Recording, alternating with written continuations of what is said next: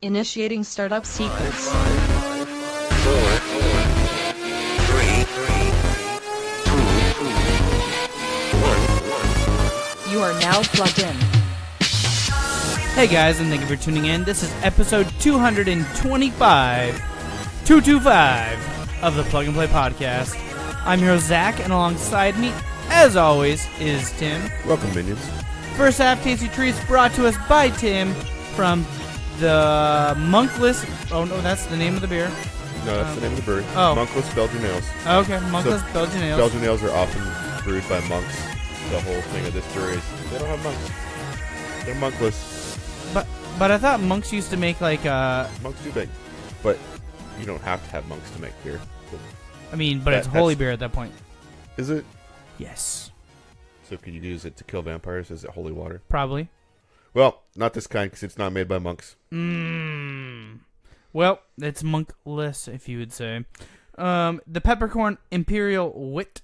It is 8.2 ABV and 30 IBUs. So it is a wit beer, which is something we haven't tried before. It's a type of wheat and barley ale. So I'm going to read what they had to say about it. Peppercorn Imperial Wit is the big brother of the Schepelkagen Wit. We doubled the IBUs to balance the alcohol and use a myriad of spices, headlined by a 4 peppercorn blend, accented with fresh orange peel and coriander. Result is a big yet light-bodied wit with a citrus and pear aromas and finishes clean and peppery. So I think this will actually go really good with Thai food because of the taste profile. Are you going to surprise me with Thai food on second half? That would be cool. That'd be epic. I like the flavor of this beer. I like it. It's a lot like MGD. Just kidding. Just kidding. It's the same color, but it's got so much more flavor. That's the only thing that I know. It's got a delicious flavor to it. Than MGD. It's got a delicious flavor to it. It's like a refreshing almost. It's very refreshing. Like you could drink this while you're outside, working in your yard, playing Yard Operator 2K19. But it's surprisingly strong. Like, does it taste like it's 8.2? No. But it is. Yeah. So there. That's what's up with that. That's what's up with that. Mm-hmm. What else have you been I'm at my wits' end to what I can actually share with you about my week, because a lot's going on, but it's just not appropriate to share. Behind the scenes stuff. I gotcha. So in the realm of video games, I've had kind of a conundrum. I wrote down crisis on the outline. That's not really accurate. It's more of a conundrum. So I've written this review, and it's 90% done. You're talking about Yick? Yick. That's what people are calling it online, actually. So I was about ready to hit post, and then you had change of heart. So when I'm writing a review, I don't read other reviews. I don't go on Twitter and look and see what people are saying.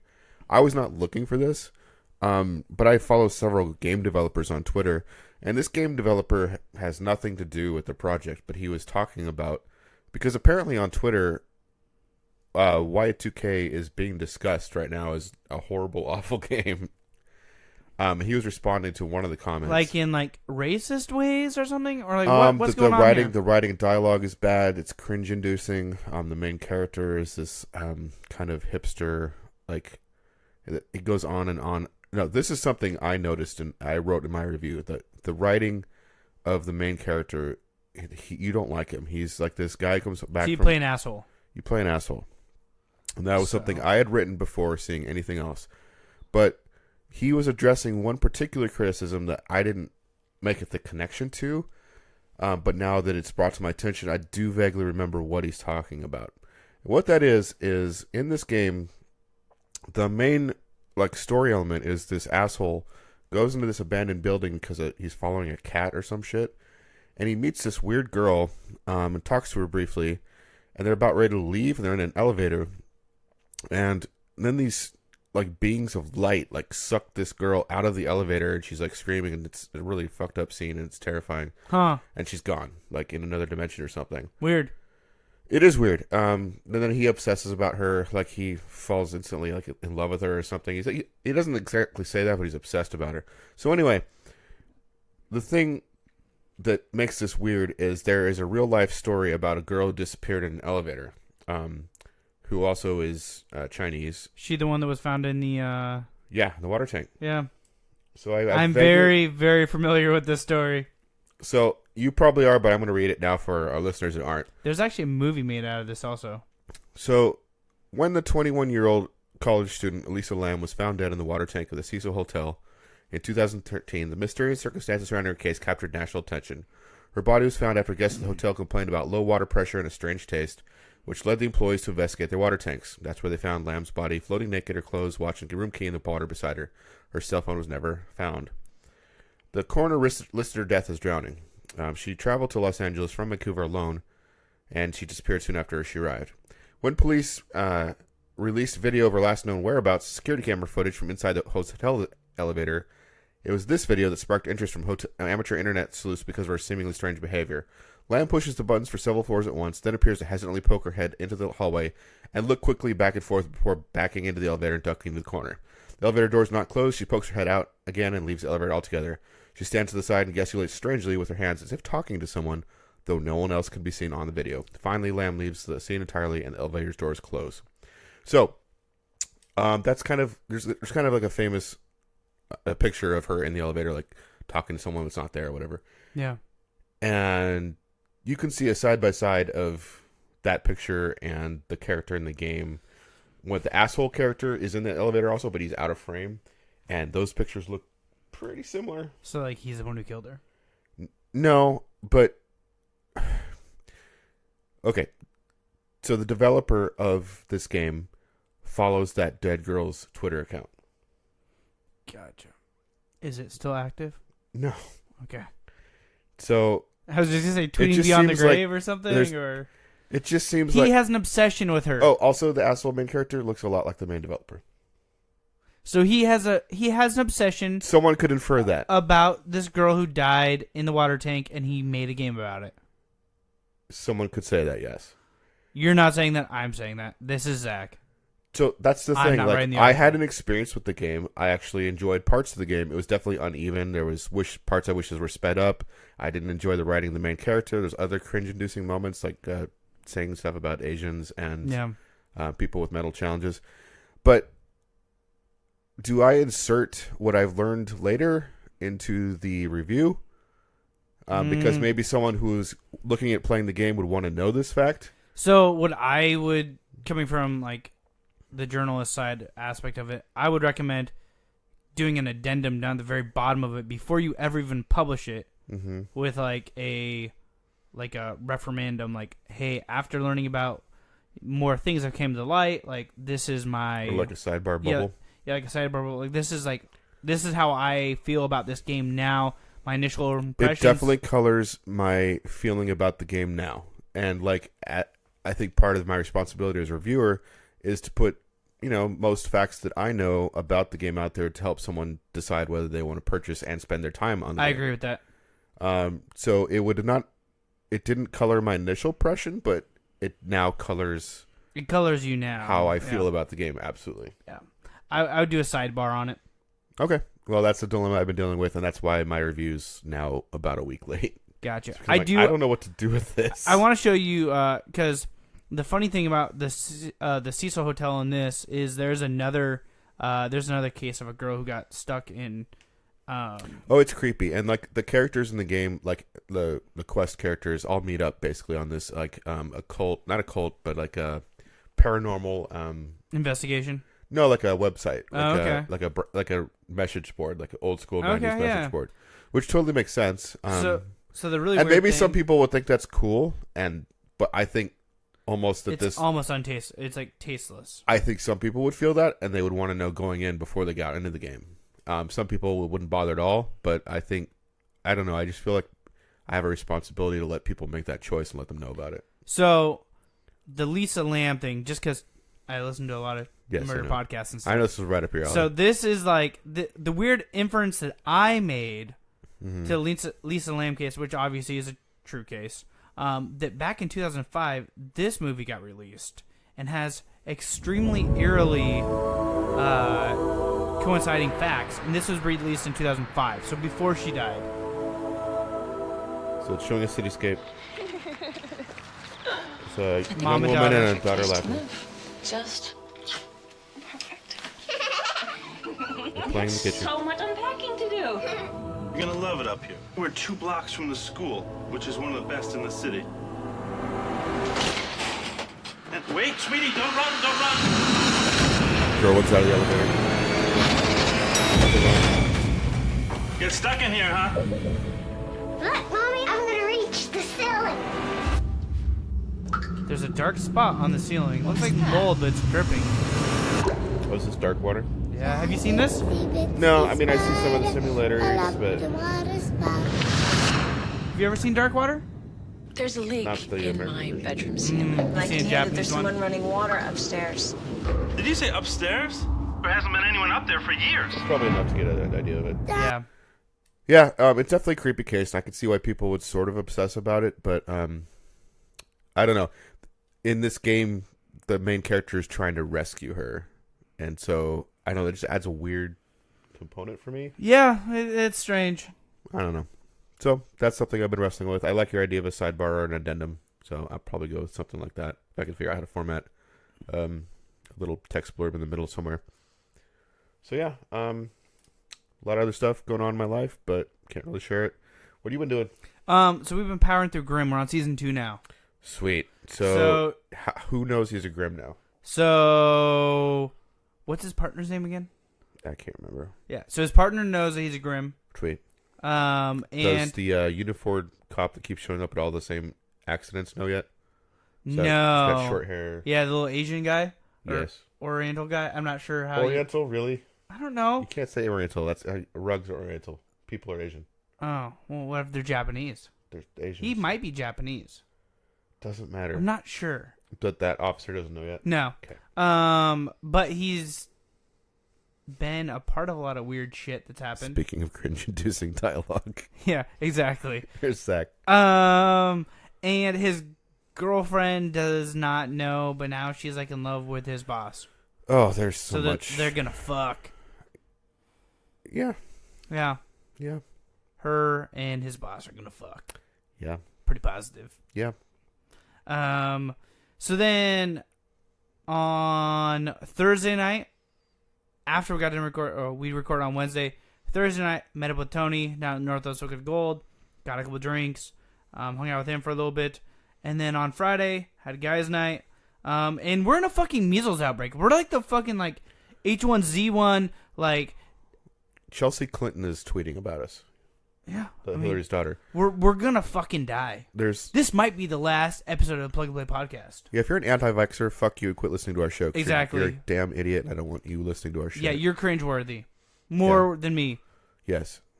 Yeah. So, fuck that. And, So I haven't got an answer. Like, if you've had measles or if you've been inoculated, are you good? If you've got the shots, no. You're not guaranteed. If you've got measles, yes. So like, is there an age cap on it? Because I don't really hear about adults getting it. well, it's because most of us have had our shots by now, and it's a very small percentage who have the shots that are still not immune. But the fucked up thing is, even though you've had your shots, you could be a carrier for it and just not get it. That sucks. Yeah. So, and I've been binging a whole shitload of new podcasts for Podcast Junkie. Cool. So I burned through 40 hours, probably maybe 50 hours of one called King's Fall AM. Yeah, you were loving that. You were just tweeting me around. Jack in the Box, Jesus, it is good. You just send me random one-liners from it out of context, like, all day. Yeah, it's That's that right. fucking good. I think I even have some audio that was like off of like one of the like. I'm sure you do. Like, don't play too much though. But I mean, how far back was that? Was that It was before a I went ways. shooting guns? That was vague status update. You're Oh, not I gonna- did do. I went to the gun range. Here we go. I think Did you go by yourself? You didn't really talk about too much about that. that's you to me. Yeah, let's not do that one. I can't find anything. No, apparently. don't worry about it. All right, whatever. Go listen to Zach's other podcast, Podcast Junkie, and he'll talk about it eventually. I Yep, know for a someday. fact you're gonna. I think feature it's that. actually gonna go out next Monday. Okay. I rewrote the whole entire article today. And then another one called Directive, which is it's really good. So there was a thing through a podcast company called PRX in Google that they were looking for new podcast ideas and like new podcast personalities, and they're going to take like 10 podcasts that were pitched to them And they're going to give each one of them $40,000 to kick this off and to get it going. Hey guys, why don't you kick it? Yeah, kick it. And this gentleman who started the directive basically did the first 6 episodes for the Google PRX to give like an example of like what his idea was. And he said he made it to like the top 5%, but did not get chosen. So he just released those 5 episodes, and it's a really cool story. The issue with it is he does a lot of left and right channel audio in it, which makes for one earbud very unfortunate. So listening to it was very difficult for me to do. But it was a very good, interesting story. So if you guys get a chance, go give them some love. Well, wait, is it incomplete where it like stops after 5 episodes? You're like, So okay, like now what happens? on the 5th episode, he just kind of wrapped everything up, and I was just like it could have literally gone for like, it could have been another King Falls, like another like 90 episodes. But he just, there's no funding, and apparently he just doesn't have the passion to do it without the funding. He said he's going to try to get some funding in another way to do it. I don't really know. There's another one called, which I just started right now, actually today. It's called, let me type in Girl in Space. And so this is a really interesting one that's actually just starting to open up to me, and it's still a continuing one. But basically it's an audio journal from a girl in space. So take that with what you will, and go check that out as well. Another review for on Podcast Junkie will be coming soon for that one. So that's what I've been up to this week. You want to talk some news? Yeah, I just got one story. I think we can have some conversation about it. Okay.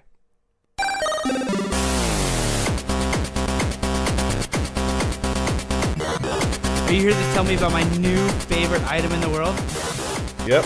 Okay. So a lot of people like... The Womanizer. What? That's a sex toy. Okay. I learned about it on Sex with Emily, another podcast. You listen to too many podcasts. About 200 of them. So, there's been a new console teased to come to the market, and it's supposed to compete. This is not a console. No, it's going to be the best console, Zach. Okay. They released a trailer showing concept images of the Mad Box, the most powerful console They're fucking mad. ever made.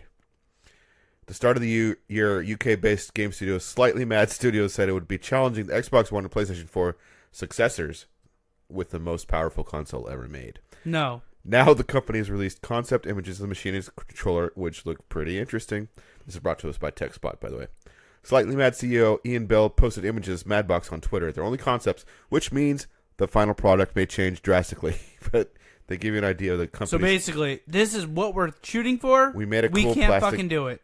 They got lights on that. They got LED lights. Yeah, I see that. Yeah, very, very RGB friendly to appeal to my puny mind. So I like the controller design. It's got like a little screen or something on it. Yep. Yeah. Controller uses Xbox style setup with the thumbsticks in upper left and lower right sections and a D-pad between them. But what really differentiates itself from Microsoft design is the touch screen in the center. Judging from the images, the idea is for it to... It's a Switch controller. Got you. Cool. Or it's a Switch. Gotcha. Well, okay, but you can change the graphics on it. Like, you could put, driving controls, or you could change it to a keyboard. So, it's a good idea. But, again, these are concept. I don't know. That looks cool. It looks awesome. I want somebody to do this. Not going to argue. It the looks console really cool. itself is equally stylish, boasting plenty of curves and light. It looks like your fucking Alienware Alpha. It does. This is my favorite part, though. This is when you get into total bullshit. Bell says the Madbox will have specs equivalent to a very fast PC 2 years from now. So he's like, this is what the PC marketplace is going to be in 2 years, And even it's though going to be nobody better knows than, what that's going to be. It's going to be better than that. Yeah. And it's going to come with next-gen VR capabilities. He added that unlike current consoles, I said that was my favorite. This is my favorite. Online features might be free, and they could see players earn credits that could be turned into real money through ads. Sounds interesting, right? The Madbox isn't scheduled to launch for another 3+ years, so this is total vaporware. So I'm seeing it hyped on mobile. I'm getting emails about it. I'm seeing it on Twitter. Oh, yeah. People are talking about the Mad Box. There's nothing to talk about. They've got an artist rendering, and they're saying that it's going to be better than a computer in 2 years, but it's coming out in 4 years. So 3 years. 3 years. Let's be fair. 3+ years. 3+ years is 4 years. No, it's like 7. No, I'll tell you when it is. It's never. I think that somebody gets their hands on one. Okay, I'll buy one. No. Yes, I will. Tim, please don't waste your life savings on this I'm piece of not shit. going to. I'm not going to spend more than I would on a console, but I'll buy one somehow. It's going to be like $900 when it comes out. You think? Or more. But online will be free, maybe. Maybe free. Only if you watch an ad. Only Fortnite will be. Yeah, it'll be like a 2-hour ad. Yeah, if you watch an ad for 15 minutes, we'll give you 3 hours Maybe of a game recruitment time. video. You get to watch it for Marines, come on. Yeah, now. Mad Box is not coming out. This is me on. This is a mad idea. January, whatever it is, 23rd, 2019, saying the Mad Box will never come out. That's all the news I really care Hold to talk- on, nope. You got some more news? You just made a commitment here, so we're gonna do some here real quick. What are we gonna do? So we're on January 23rd right now, right? Yep, 2019. Yep. All right, hold on. I'm gonna go into search. What are you doing? January. Are you putting a calendar? 23rd. What's 4 years from now? 2023. 2023. If we're even alive then, thanks to our fucking No government. event. All right, hold on. What the fuck? Why is this not working? I don't know. Get a better phone. I have the same phone as you. Get a better one. All right, here we're gonna search by month. All right, so Okay, I know people love listening to you add an event in your calendar. You're swiping forever. You have to get to 2023. just kick us over to the next area. Okay, no, I'm going to make up some bullshit now because you're being boring. All right. I did see one other thing that was kind of interesting. Okay. In Snoqualmie County, Washington, Amazon is rolling out a new delivery service. They got these cute little robots that look kind of like if you imagine like a cooler with wheels, like a little squat box with like 6 wheels. Okay. And it like rolls up to your front door and delivers your package. What the fuck? I don't know. They're calling them drones, which is dumb because they're only, in my mind, drones fly. And I get drones doesn't mean that exactly, but let's just call them little robot buddies or something. But I think it'd be cool to have like a little package delivery thing. Of course, you got steps, which would be a problem. Although I have seen like this other robot, not this one. It's got like wheels that extend out into legs. It can actually walk upstairs. It's creepy as fuck. Robots are going to be so creepy when we're old men. They are all right. We'll probably be like I have a reminder a robot set nurse. out to email you and I both. Did the Mad Box ever fucking come out? Episode 225. We'll be like, what the fuck is the Mad Box? That's great. I'm so happy. Well, speaking of weird technology like robots and Google Calendar that probably won't exist, we'll all be smoking Rex by 2023. Probably. Yes, let's talk some tech.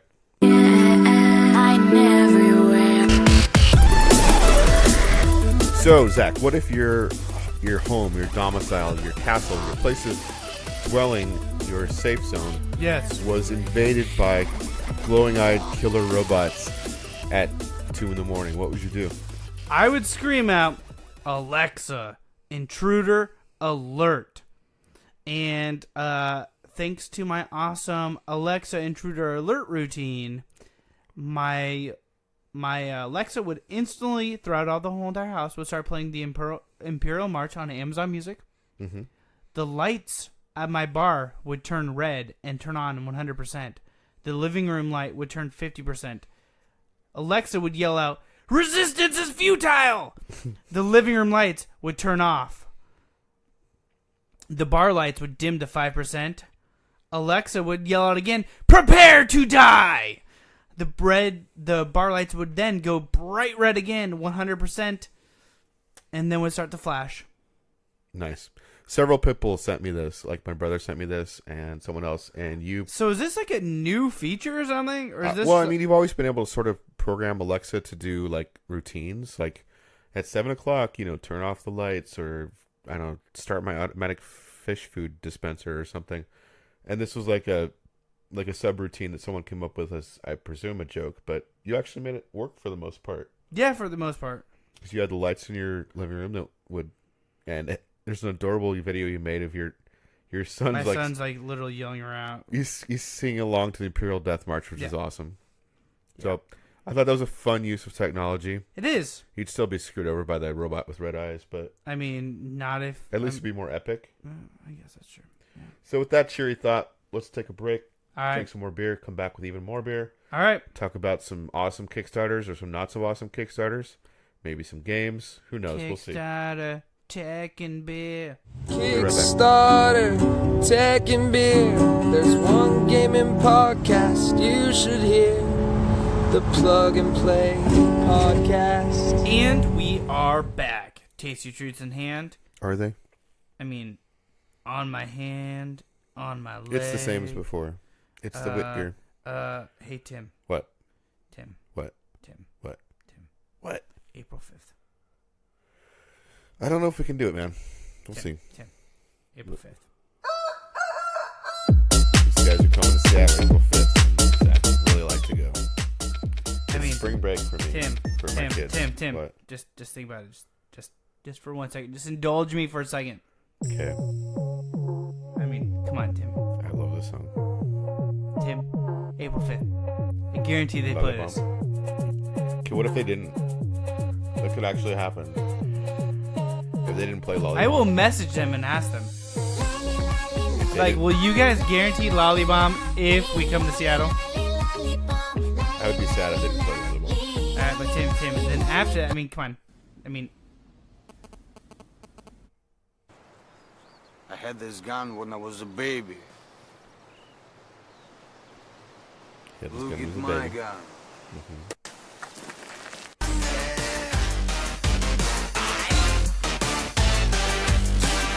Probably still my favorite if I had to. Yeah, give me your money. And we'd only have to give them $30. exactly. $130, Tim. Hell, if you go, I'll even pay for your fucking ticket. Well, since I'd be booking the hostel and the train ticket, no, yeah. Yeah. I'll see. What's interesting is my daughter and my wife are Want to go? Alright, cool. We're in. are going to San Francisco then. So there's one child left at home. Not bringing my son to this, man. No, please don't. You got so much trouble just for thinking that, okay, a 2-year-old should be nowhere near that concert. Okay, but my son loves their music. He likes that one song. I mean, he dances to That all one's- their music. Kid's gonna be needing so much therapy. Yep, exactly. All right, let's move. Anyways, let's you move wanna- away from incriminating statements that You could be wanna used by talk- CPS in the kick future, it? and let's kick it. Wow, I'm gonna get this. Thank you. So I actually got a reward. What? Yeah, it was actually delivered. I never get rewards. Super fast. I got audiobooks. I got multiple text files, a bunch of stuff to read, some cool art, like a whole lot of stuff. What the fuck was this for? The Frozen Hell. It was that the original novel that became shortened into, I can't remember what it was called, but what became the movie The Thing eventually. And yeah, so I got a bunch of ebooks, like including that ebook. All the work's done though in those. Yeah, I've got it delivered. It's, Yeah. it's in my inbox. I can read it on my Kindle now. Nice. I can listen to the audiobook. iPad. I can look at the cool art. Like they delivered a lot of stuff for a pretty low price. So props to the guys at Frozen Hell. Are you still using your Kindle?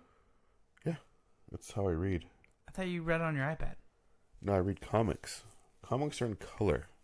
Oh, your Kindle, right, is paperback or If I'm black reading and white. just words, I read with my Kindle. Gotcha. There's actually there's a black and white manga I read on my Kindle. It's this weird alien invasions. It's bizarre. Huh, It's cool. cool. It's called Parasite. Sweet. It's messed up. It's just fine in black and white though. Anyway, props to Frozen Hell for delivering on their promise and super fast with a ton of content for a low price. Very happy with that Kickstarter. Sweet. Well, I've got 3 of them today, so I'm gonna go next. Whoa. Streets and sidewalks. Can you guess what this is about? I'm guessing pavement. Okay, cool. Well, here we go. They're kickstarting pavement. Hey everyone, thanks for taking a minute to watch this video. I'm Mike Bell, I'm the director and producer of Streets and Sidewalks. First off, I would like to thank everybody that's been supporting this project by either engaging with us on Instagram, sitting down for interviews, or contributing photos and video. The response has far exceeded my expectations. Streets and Sidewalks is a documentary about skateboarding in the 1990s. It will explore a decade that has long been looked at as a pivotal time for skateboarding. An era of pure innovation, a time when the roots of modern-day skateboarding were I'm firmly not a planted. fan of that editing style. Through the lens No, of Boston, I hope to tell a 790s unique slice though. of that story. The story of countless individuals who put Boston, and more broadly all of New England, on the map. A behind-the-scene look at some of the most memorable moments of the decade. In the 90s, I was living in Boston, pursuing my own dream of being a pro skater. I got a front row seat to many of these moments. This has been a completely self-funded project. I've traveled to Paris, New Mexico, New York City, and all around New England to capture as many stories as possible. So far, I've interviewed dozens of people, collected endless hours of archival footage, and hundreds of photographs. But there's still much to do. I have commitments for interviews with some of the biggest names in skateboarding. Joey Pepper. The biggest challenge so far has been tracking down all these people that I need to Internet. interview. So this is where you come in. I'm doing this Kickstarter to raise some funds to help with the travel expenses. The more funds I raise, the more people I can interview, and the more accurate a picture I can paint of one of the most dynamic times in skateboarding's history. With your financial support, I can get Streets and Sidewalks completed in 2019. We have a lot of great rewards for your contributions. Check them out, and I hope that you decide to back this project. So what form? Okay, a film. Yeah, It'll be it's a film. Okay. Yep.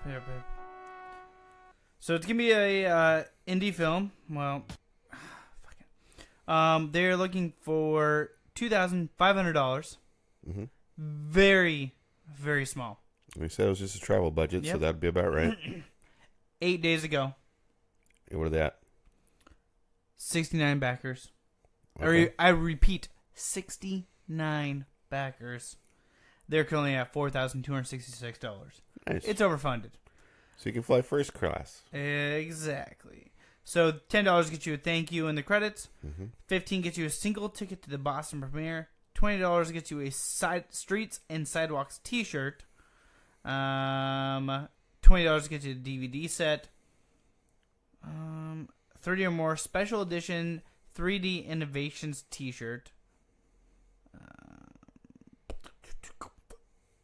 $500 level. 2 of 5 left. Executive producer credit.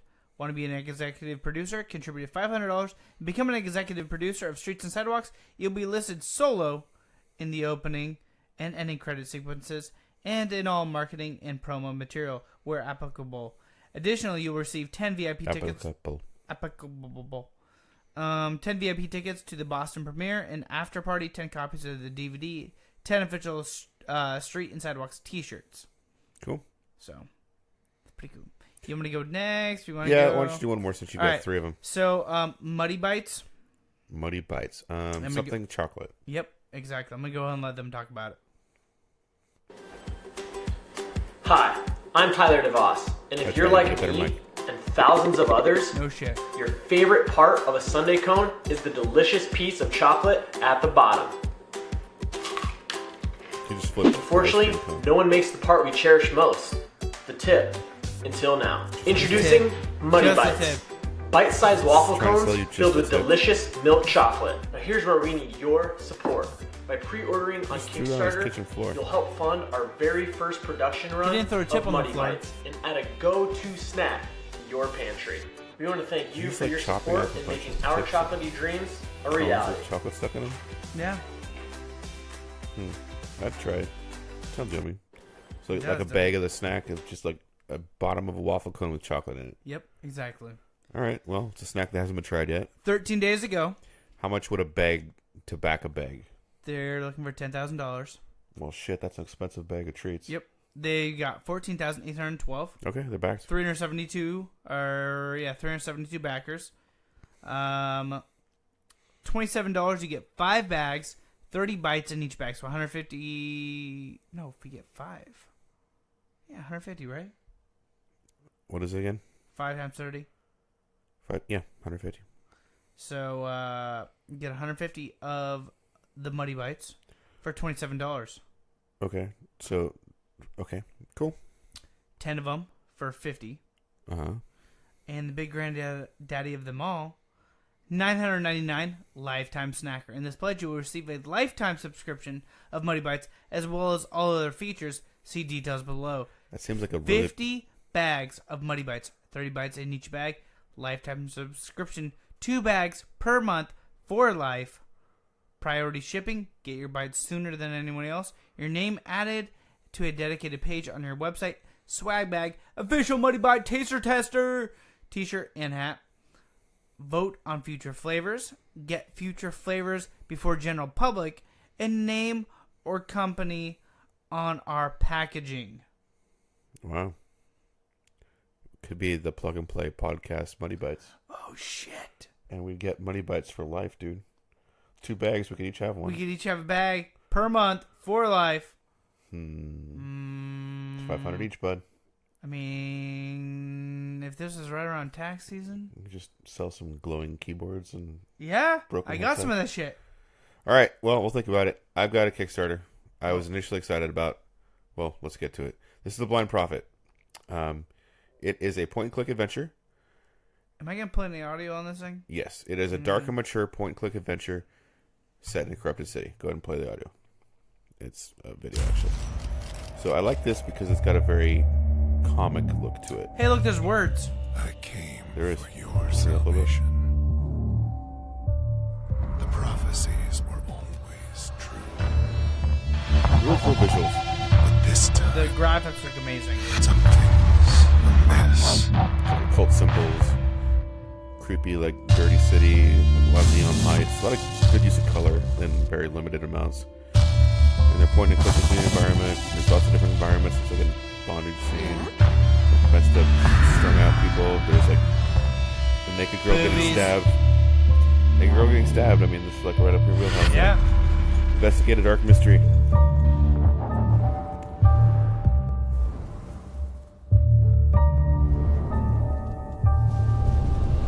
Again, a very common feel to this.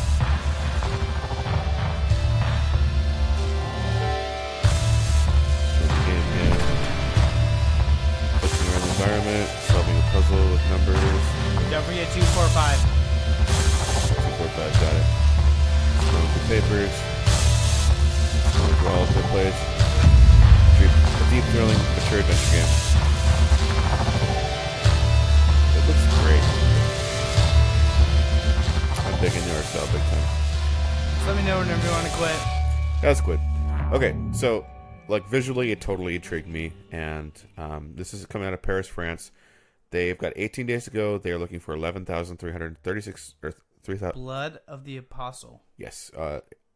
So basically looking for 11,000 or 8,000 right now with 18 days to go. So they're got a little more than halfway of the time to go, and they're over half funded. So looking pretty good for them. $3 gets you the Believer level, which is just a thank you. $6 gets you Neon Cherubim. When you're curious about the game's art and lore, but you're not sure you'd play it, you really want to help, you get your name in the final credits, a high quality OST, and 3 digital wallpapers. And the Prophet Summoner Early Bird with 61 left to 300 is $18. Going up to the top tier, the Discreet God. You're in love with the game and you really want to support us, you'll be a very special dedicated page in the credit with your name as a major donor to the Blind Prophet Thanks a Million. You'll also get personalized artwork for your choice of the art director and a couple of digital copies for your friends or relatives in case you want to spread the game. So you get every reward up to that level, a digital copy of the game times 5, and an illustration of your choice made by the art director. That's $512, so that's not terrible. So, like I said, I was intrigued by this project. It looked really good. It has a demo. So I downloaded the demo. So did I. And I had you download it because I wanted to make sure it was not just an issue with my computer. So when you open it up, there are like text bars, and they have no text. None. They're And- blank. And I was able to open it once when there was sound, but you opened it, there was no sound, and I had the same issue one time when there was no sound. But most importantly, it's a point-and-click adventure where you're clicking on things and there's going to be like a verbal description. If there's no text, like I can't even play the demo. Like it looks really good. We didn't even get to the part where there's like a scene and a background and a person. It I looks couldn't pretty... get there. There was nothing to click on. I just kind of clicked my way through it. Oh, gotcha. You just couldn't see like what the description was, but I got there. So if they're launching a demo that's broken to the point where there's not text, which is like the most basic part of a point-and-click adventure, like you can skip like some of the graphics and backgrounds. You got to have like the interactivity of. Anyway, I'm not impressed. Like, don't release your demo. Just release some stills and some video if you want to show me what the project's like. That does not inspire confidence in me that you're going to produce a game that's going to be playable. So yeah, I won't be backing this even though I'm intrigued by the art style. If it comes out later and, gets critical acclaim, I will pay full price for it. Okay. And curse myself for not going on a limb. But from what I've seen with the demo that they chose to release, I can't get behind this one. So I agree with you. I would say look at it though. It's pretty. I would buy a comic maybe of this. Yeah. So that's The Blind Prophet. What is your, I believe, last Kickstarter? Well, we're not going to do it. Okay. Why is that? So, can you tell us why we're not going to do I it? can. It was called Western Legends Ante-Up. Uh-huh. So this is a board game. Sure. And it's all set in the Wild West. The problem with this is, I believe it was a Kickstarter to start off with. Woo, there goes my fucking mic. But the issue with this edition is it's the Ante-Up expansion, and which is great. I mean, they're expanding the game out so you can play it more. Is there a level that includes the original game? Nope. That's weird. That's the reason why I'm not going to talk about it. So that's weird that there would not be at least one level where... Exactly. Why would you do that? They actually explicitly tell you to contact your board game local store to purchase the original Western Legends. So that's a bunch of bullshit. So if you have the original Western Legends, go to Kickstarter, type in Western Legends, look it up. I'm not going to spend any more time on it because I can't get it. So fair enough. Let's talk about games we're actually playing. I played some Diablo 3, not very much, nothing new. And by over yourself to you. or with others? By myself. Okay, cool. Yep, over to you. I played a bit of Steep. Okay, how was it? I'm excited. I think you would like it a lot. It's got the same vibe. Like everything's unlocked for you already, or it's just like snow but more polished. You've got wingsuits. You can like jump off of a mountain and fly a wingsuit. That's fucking cool. Like right out of the gate. Yeah, and you can fly all over the mountain. You get you get a snowmobile. I don't know about that. I haven't played too much of it. I'd played about half an hour. How'd you get this again? PlayStation Plus. Fuck. Right. I think you should look at. You should put it on your Steam wish list. Is what you should do. Oh, it's not on Steam. It is on Steam, and it actually is on sale this second. I thought maybe it wouldn't be because it was Ubisoft. And sometimes they don't put their games on Steam. I think you should check it out, or I think you should come over and play 20 minutes of it. I need to come play 20 minutes of it at least. I think it's. I mean, it's definitely like Snow. It's a little more like Yo Bro, ESPN Red Bull than Snow. There's actually like competitions or something. There's an actual Red Bull event. Yeah. Oh, that's cool. Like single player shit. But like the tricks were kind of easier for me than Snow. Okay. Not that I was not still fucking them up tremendously, but like the physics were better. Like there's not as much like ragdoll hilarity as Snow. It's definitely a more polished experience, for sure. It's $20 right now. Yeah, I think you should come play it. I think that might be worth $20 for you, but I want you to play it before you drop that cash. So I played that a bit and enjoyed it. I also looked at my... Oh, shit. What? So, remember Lonely Mountains Downhill? Yeah. Yeah.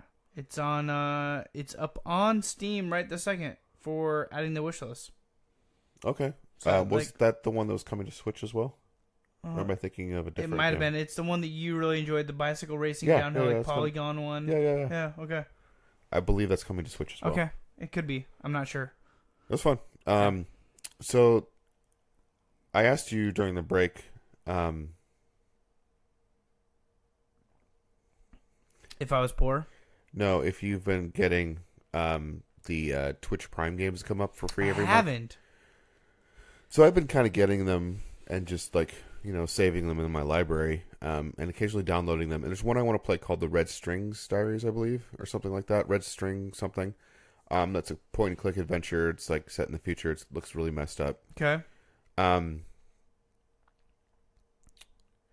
But I checked out this one game that I had for a while called Poi, and I really enjoyed it. Like, it's kind of like a Super Mario 64. No, I think it's actually more like Sunshine in a way, where you are just exploring different worlds, and you go through them multiple times, and there's like different quests every time you play.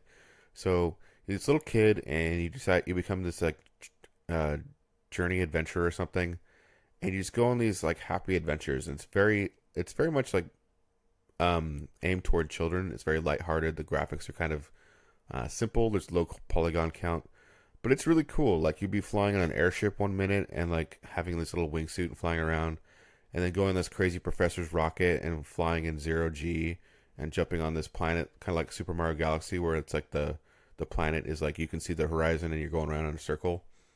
And it was really fun. I was surprised how fun it was for a relatively simple game. It's called Poi. It's POI, and it was one of the free Twitch games. I spent a good hour and a half.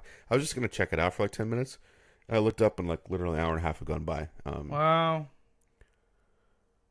So yeah, that was Poi. I really like that.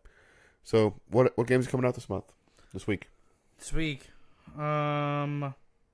we have At the Gates coming out on PC, Slay the Spire PC, The Walking Vegetables Radical Edition Xbox One, Goat Simulator The Goaty Nintendo Switch, When Ski Lifts Go Wrong Nintendo Switch, Unruly Heroes Nintendo Switch, Doodle God Evolution Nintendo Switch, Beaker PC, Smite Nintendo Switch, A Chung Tong Tactics.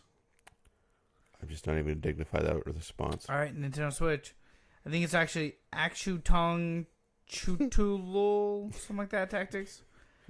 But Battlefleet Gothic Armada 2 PC, Legends Legacy Tale of the Fatebound Nintendo Switch, Jack Quest Tale of the Sword Xbox One PC Nintendo Switch. Are you trying to say Octoon Cthulhu Tactics? Yep, sure, that's the one. Okay.